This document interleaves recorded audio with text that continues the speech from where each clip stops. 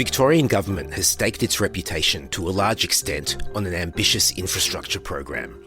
Termed the Big Build by state Labor, the program includes major road and rail projects totalling billions of dollars. The series of projects stretches across the state from the controversial suburban rail loop to the regional rail revival. Victoria Police, however, say there is no doubt gangland-linked corruption has infiltrated the Big Build. I'm Benjamin Preiss, filling in for Samantha Selinger-Morris, and you're listening to the Morning Edition from The Age and Sydney Morning Herald. Today's guest is investigative reporter Nick McKenzie. It's Wednesday, July 1.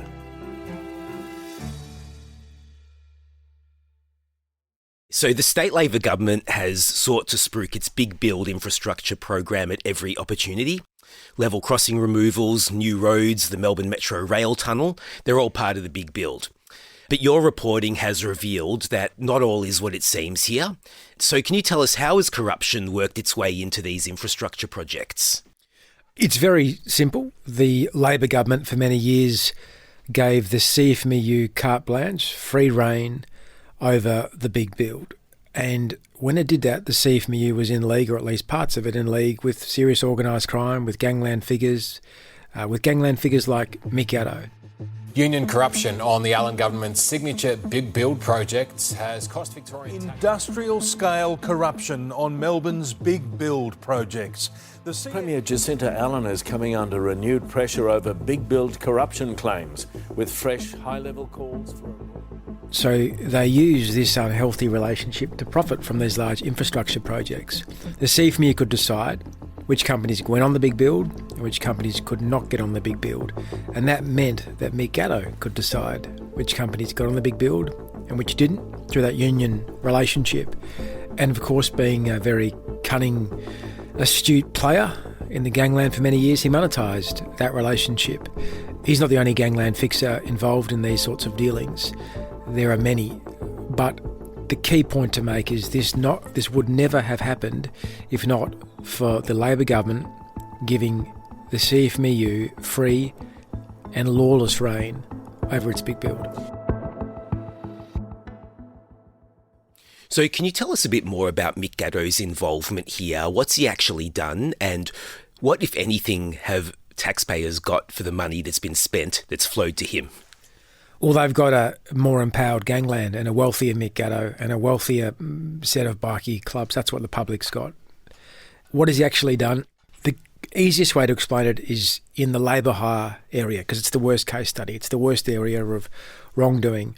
I call them the dirty dozen. There's 12 or so labour hire companies, and only 12, despite there being over 100 with a licence to operate on the Big Build, only 12 got the imprimatur, the stamp of approval from the CFMEU in the form of an EBA and union backing to operate on that Big Build. Now, how do they get that? We know that of this dirty dozen, 3 labour hire companies paid Mick Gatto around $2 million in a retainer. What was that for? It was for making sure the union supported these companies as they operated on the Big Build. Without that support, without that union imprimatur, without that union stamp of approval, care of Mick Gatto in the wings, these companies would never have been able to operate as they did on the Big Build. And what does that mean for the public? Well, 2 things. Obviously, Gatto got his cut. Some of these companies would never have got on the Big Build if not for Gatto's involvement and the involvement of dodgy CFMEU people. It meant these companies are winning contracts with turnover of hundreds of millions of dollars, taxpayer dollars. These companies, these dirty dozen companies, charged more than their competitors. We know the government has paperwork showing that, for instance, one of the companies, labour hire companies, Women in Construction, that was paying Mick Gatto, was charging up to 25% more than its labour hire competitors on the Big Build. Why could it get away with this ramped up price? Well, it had Gatto and the CFMEU pushing the company onto the Big Build, and the government prepared to give the CFMEU the power to do just that.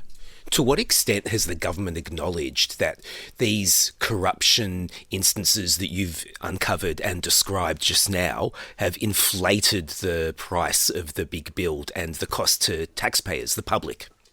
The government hasn't acknowledged that, which is concerning because this lack of acknowledgement is happening in the face of overwhelming evidence. We have documents, we have government documents, correspondence, which make it clear that this was going on, utterly clear, and the government won't acknowledge it. What does the government do? It says, oh, well, if there's allegations of criminality, it should go to the police force. I want to say this morning really clearly.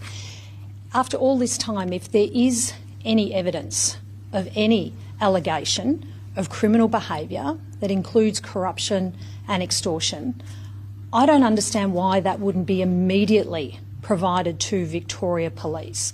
Because as Victoria... That's at the heart of Premier Jacinta Allen's response to all this corruption scandal. But the problem now is the police force have come out publicly and said, hey, hang on, this grey area corruption, this wrongdoing, some of it's not even criminal. It's wrong, it's corrupt, but not criminal. The cops can't do anything despite our best efforts. The police are not the answer. Now, if you want the police to be the answer, they say, give us the power, give us the laws to be able to criminalise this stuff and therefore take out the bad actors involved. They don't have those powers at the moment. So the government, by not acknowledging it, by handballing it, it's a hospital hand pass to the police. What's the effect of that? The total effect is ultimately a cover-up. I wanted to get to the laws that police are calling for in a moment, but first I just wanted to touch on Jacinta Allen's insistence that she's got zero tolerance for wrongdoing and corruption. You're essentially saying, by the sounds of things, that the result of this zero tolerance approach is nothing. Well, it cannot be zero tolerance if her actions are allowing gangland figures to still profit from the big build. We have proof, and we published proof a few days ago, that Mick Gatto and other gangland figures are still making money from big build subcontractors today. For 2 years, the Premier has said she has zero tolerance. Well, clearly she has some tolerance for people like Mick Gatto making money from big build subcontractors. It's still going on. This zero tolerance phrase, it's a neat political phrase, but it's utterly meaningless in the face of verified evidence that the wrongdoing continues to this day. So Jacinta Allen can hardly claim sort of plausible deniability here, can she? I mean, she's been Premier for almost 3 years, and before that she was Transport Infrastructure Minister. So it was her job to be across all of these infrastructure projects. She can't throw her hands up and say, I didn't know about it, can she? Jacinta Allen was the Minister for the Big Build. Now she's the Premier. As the Minister for the Big Build, and now as Premier, there's two options for her. Either she was doing her job as minister and she knew of the corruption, the widespread systemic corruption and lawlessness that was going on the projects she was ministerially responsible for, or she didn't know, but she should have. So there's been a lapse there. They're the two options. You either knew and didn't act, or you weren't up to the job and therefore you didn't know and should have known. And both of them are fairly disappointing outcomes. Well, I accept that there are allegations and evidence. Do you accept that some of it is true?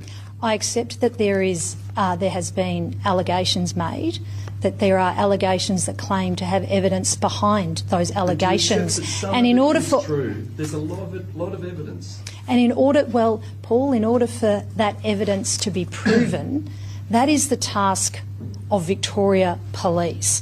It is not for me as a Member of Parliament, or perhaps you as a journalist, to step into the role. Our Westminster system of accountability means the minister has responsible for wrongdoing that happens in her ministerial or their ministerial patch. Now, we've seen none of that accountability.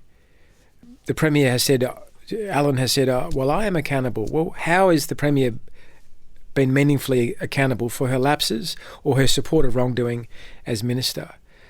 One way we could have accountability is to institute a proper process to find out what precisely Allen did or did not do to stop this wrongdoing. Did she support it? Did her bureaucrats support it? Did they try to fight it and was stopped? Did she know about it? All these questions abound, no answers because there's no system of proper accountability. There have been calls for a royal commission into corruption on the big build. What would a royal commission achieve, and who is calling for a royal commission? Well, we've had, one must say, predictable calls from the opposition for a royal commission, but what's really the game changer, the two former heads of the key integrity agencies in the state, former senior judge and the former head of the Independent Broad-Based Anti-Corruption Commission, Robert Redlich, a really highly esteemed judicial anti-corruption figure, says a Royal Commission is needed now. And the former State Ombudsman, the Victorian Ombudsman, the former Victorian Ombudsman, Deborah Glass, has said the same. They've joined forces to say that. They're very credible people. I mean, they've devoted their lives to public service in the interest of bettering Victoria. Why are they saying a Royal Commission is needed? Well, we're 2 years into this massive scandal, and the wrongdoing that has been clearly exposed has not been dealt with. And what's worse, it continues. A Royal Commission is a desperate measure, but it seems like it's the only way to ensure accountability in Victoria. 2 years ago, the Premier, Jacinta Allen, could have acted with some proper commission of inquiry, some sort of investigation, with the right powers to get to the bottom of this 2 years ago and to stop it happening 2 years ago. That's not happened. So what are we left with? At the moment, we're left with a situation where gangland figures continue to get rich from the big build, and taxpayers continue to line the pockets of bikie gangs and gangland figures in the state of Victoria. After the break. The most infamous case study we've exposed is a company called Women in Construction. Its motto was led by women for women. In fact, it was run by two men with criminal convictions.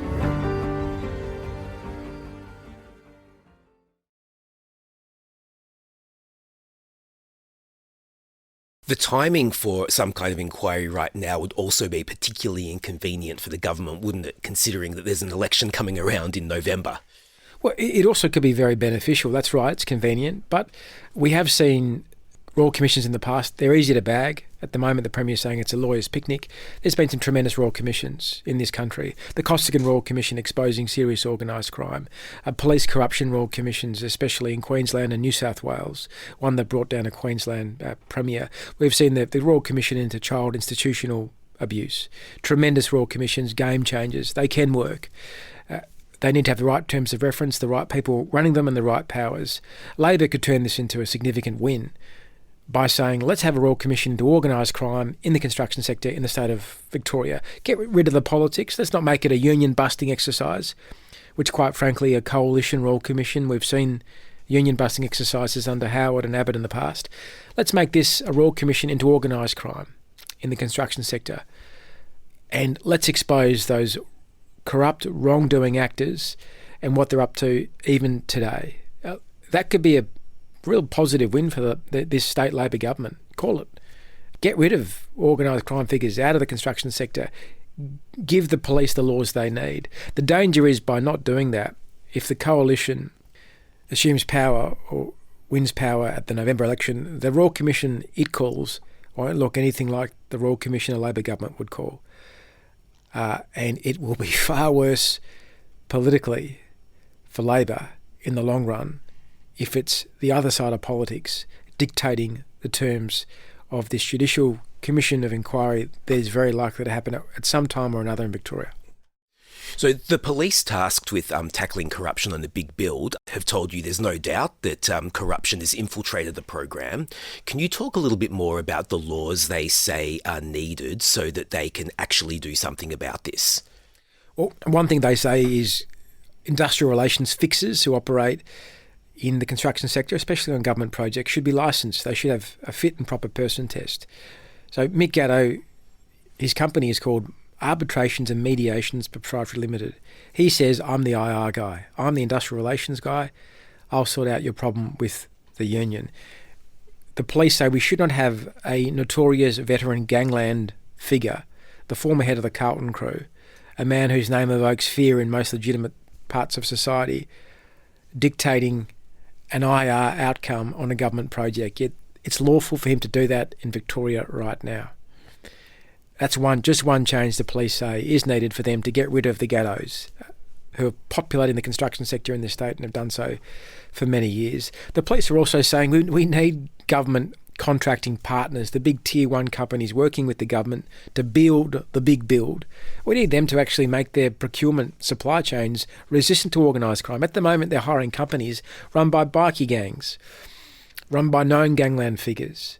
Well, why are they doing this? Because they're getting pressure to do it? Sure, but they're doing it. And the police are saying there's got to be a huge change there in the way that these big build mega Labor government contractors are also acting. That could be through legislation, it could be through contracting changes, And ultimately it's through a cultural change. And that's not the business of police. That's the business of government to make sure that happens.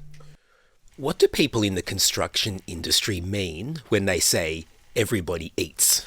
Well, everybody eats it. A very senior union figure put it like this: it's only a rort if you're not in on it. So if your snout's in the trough, if you're getting your extra 10%, 20% that's added to a government-funded contract, happy days, you're making a fortune. Mick Gatto was paid by one labour hire company alone on the big build over $1 million. And he's working for has worked for over a dozen big build subcontractors. I'm sure he doesn't think it's a rort. He thinks it's a great payday. There are companies run by serious organised crime figures that have made or turned over tens of millions, if not hundreds of millions of dollars on the big build. They don't think it's a rort. It's the best payday of their lives. Detective Superintendent Dave Cowan, who runs the Hawke Police Task Force looking at this stuff, said there is no doubt select organised crime figures have created a business model to get as much money as they can from the big build. That's coming from the cops. That's what the police have found. Everybody eats. It means everybody's snout is in that trough. And you know what? That trough's full of our money, taxpayer money, that the government's been handing over without the proper checks and balances. And this is really the point at which the public loses out, isn't it? Well, the public's funding this. The public is ultimately underwriting the movement of money from the state of Victoria to some of the worst bikie gangs in this state. That is a fact. But who else is losing out? I'll tell you who else is losing out. Honest companies can't get a foot in the big build door because dishonest companies make payments to dodgy middlemen to get through. And the honest players, honest mum and dad companies and bigger companies are missing out. The union workers, union members are getting rorted here because I tell you what, a company prepared to pay a gangland figure to get onto a project doesn't give two shits about looking after a union member's pay and conditions. We know as a fact that Mick Gatto has represented many companies that exploit their workers. Why do they pay Gatto? Because he has a dodgy deal with the CFMU to keep the CFMU at bay where it should be looking after these workers. So who pays? Workers pay. Who else pays? Women pay. The most infamous case study we've exposed is a company called Women in Construction. Its motto was led by women for women. In fact, it was run by two men with criminal convictions, both with convictions for violence against women. One, a notorious drug trafficker. Women in that company were exploited, mistreated, and preyed upon. And that's according to Jeffrey Watson, the corruption investigator, but sources of mine have said the same thing. It's a fact. The general manager of that company got out of jail, was appointed general manager of Women in Construction. Then he left the company, was charged again with the drug trafficking offences for which he was previously jailed, and is now sitting in jail for violence against women. These are facts. So women on the big build, female Victorians, have also paid a price. So Nick, where does the scandal go from here? Well, the Premier is now under immense pressure, I think, to change up her response to these ongoing revelations of serious wrongdoing. The police have come forward and said, we can't do it alone. We can't deal with this without new laws. And even if we have these new laws, there's a vast amount of this corruption on the big build that exists that is outside of the police remit. It's untenable now for the Victorian Premier to do nothing in the face of those police comments. Her own colleagues are saying to her, you've got to change up. The Victorian public aren't seeing a Labor government actually tackling this very serious problem that arose when you were the minister responsible for all the big build. So the pressure's on, and I think there's also pressure that's building, immense pressure about whether Jacinta Allen actually is the person to keep leading Labor as these questions continue to mount. So the next few days, weeks will be absolutely crucial in understanding what the Premier will do to respond to this latest round of fresh evidence and what her party will do in response to her response, and whether they will have her back in the coming days. Nick, thank you very much for joining us on the Morning Edition. Pleasure to be with you.